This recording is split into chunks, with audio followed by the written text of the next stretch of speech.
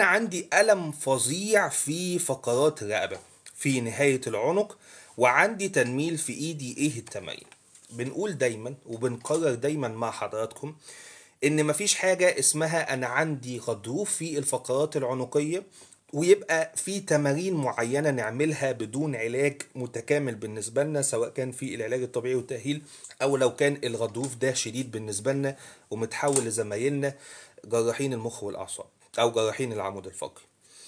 لما بيكون عندنا ألم فظيع في فقرات الرقبة وحضرتك ما وضحتيش ايه السبب بتاع الألم ده، معناه ان احنا ما كشفناش عند الدكتور. الألم الفظيع ده سببه ايه؟ هل هو سببه شد عضلي بالنسبة لنا، ولا سببه غضروف في الرقبة، ولا سببه استقامة في الفقرات العنقية؟ ده سببه ايه؟ وعلى حسب السبب بالنسبة لنا بيكون العلاج. في تنميل كمان بيحصل في ايديها الاتنين، فاحنا كده اكيد عندنا ضغط على العصب، والضغط على العصب ده مسبب كل الريفيرد بين او الالم اللي بيسمع بالنسبة لنا في الايد من وجع او تنميل او حرقان لحد الايدين الاتنين. بس برضو احنا ما نعرفش السبب الرئيسي بالنسبة لنا ايه.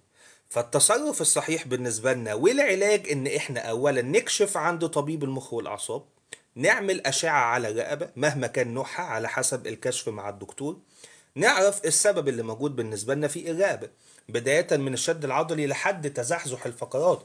والأعراض اللي بتبقى موجودة بتبقى متشابهة لحد كبير، مش في شدتها في نوعها، على حسب أنواع المشاكل اللي تبقى موجودة في الرقبة. بعد ما نعرف المشاكل اللي موجودة، احنا عندنا مثلا شد عضلي هنعالجه سواء كان اكيوت او كرونيك. احنا عندنا غضروف هنتحول فيه لدكتور العلاج الطبيعي والتأهيل، او لو غضروف شديد هنتحول فيه لجراح المخ والاعصاب. تزحزح الفقرات نفس الكلام. وما ينفعش ان احنا نعمل تمارين كده وفقط بدون اي مرجعية بالنسبة لنا طبية، وانا بتكلم عن حالات غضاريف بالنسبة لنا في الرقبة. ما ينفعش تماما. ليه؟ حضرتك ممكن تعمل تمرين معين والتمرين ده يضرك لان هو مش حالتك. ومعظم التمارين اللي بتنزل على الانترنت واللي بتنزل كمان بالنسبة لي على المستوى الشخصي بتكون تمارين بروفيلاكتيك للاشخاص الطبيعية، وبالتالي التمارين دي لتقوية مثلا عضلات الرقبة او لتقوية عضلات اسفل الظهر، مش علاج تماما.